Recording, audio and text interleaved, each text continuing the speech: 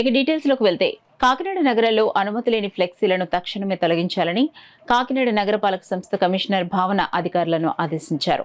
September కల్లా flexi free సిటీగా కాకినాడ నగరాన్ని తీర్చిదిద్దడం జరుగుతుందని కమిషనర్ భావన పేర్కొన్నారు. స్వచ్ఛతా వారోత్సవాల్లో భాగంగా గురువారం స్థానిక వెంకట్ నగర్లోని సురేష్ చికెన్ సెంటర్ నుంచి సాయిబాబా ఆలయం వరకు ర్యాలీ నిర్వహించారు. కమిషనర్ భావన ర్యాలీని ప్రారంభించి మాట్లాడుతూ నగరపాలక సంస్థ అనుమతి లేని ఫ్లెక్సీలన్నింటినీ తక్షణమే తొలగించాలని టౌన్ ప్లానింగ్ విభాగాన్ని ఆదేశించారు.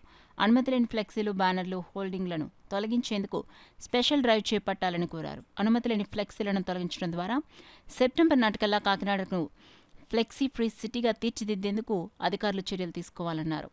నగర సుందరీకరణను దృష్టిలో ఉంచుకుని ఆయా వ్యాపార సంస్థలు నగరపాలక సంస్థకు సహకరించి అనుమతి లేని ఫ్లెక్సీలను స్వచ్ఛందంగా తొలగించాలని కోరారు.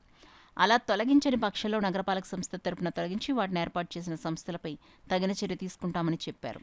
ఈ సందర్భంగా అనుమతి లేని ఫ్లెక్సీల తొలగింపు ప్రక్రియను ఆమె స్వయంగా పర్యవేక్షించారు. ఈ కార్యక్రమంలో కమిషనర్ వెంట MHO doctor Prithvicharan, ACP Nagasastrulu, sanitary supervisor Rambabu, పలువురు బిల్డింగ్ ఇన్స్పెక్టర్లు, సచివాలయ ఉద్యోగులున్నారు.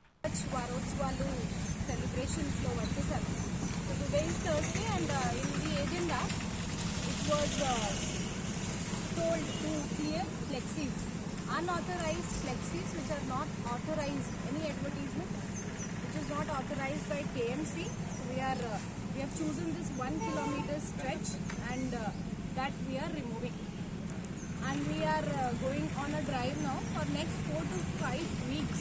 We will make Kakinada a flexi free city where no unauthorized flexi will be permitted at all. This applies to all the flexis which have not taken permission from KMC. In a drive mode, next 4 to 5 weeks by September end, we will achieve this mission.